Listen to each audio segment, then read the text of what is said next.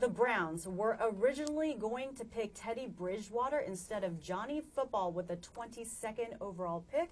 Well, that's according to an ESPN Cleveland report, but according to Coach Mike Pettine, that is not the case. Welcome in. I'm Prim Saripapat alongside our NFL analyst, Tim Hasselback. So, Tim, what are your thoughts on this interesting story? Well, the first thing is Mike Pettine isn't going to say, yeah, you're right, that story's true. There's no way you would ever admit to something like that. I think it would be surprising if that were actually the case. One, because I think Manziel was clearly the better prospect, over Teddy Bridgewater. So I would have been surprised to see Bridgewater go ahead of Manziel for a team that was interested in a quarterback.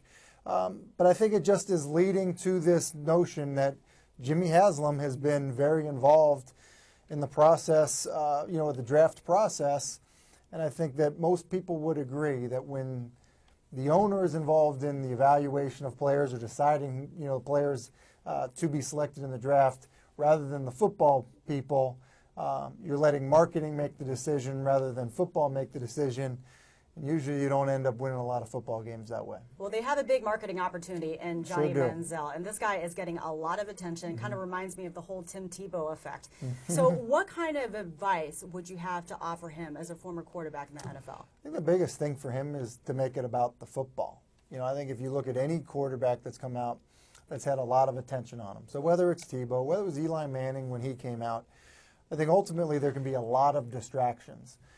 But the more you're able to just focus on football and get better at actually the thing that makes you so popular, then you need to do that. Because if you're a good player, if Johnny Manziel ends up being a really good pro, he'll continue to be a huge star. But if you're chasing that stardom because of what you've previously done, you're not going to end up being a very good pro, because he does need to improve. He does need to get better to have success in the NFL.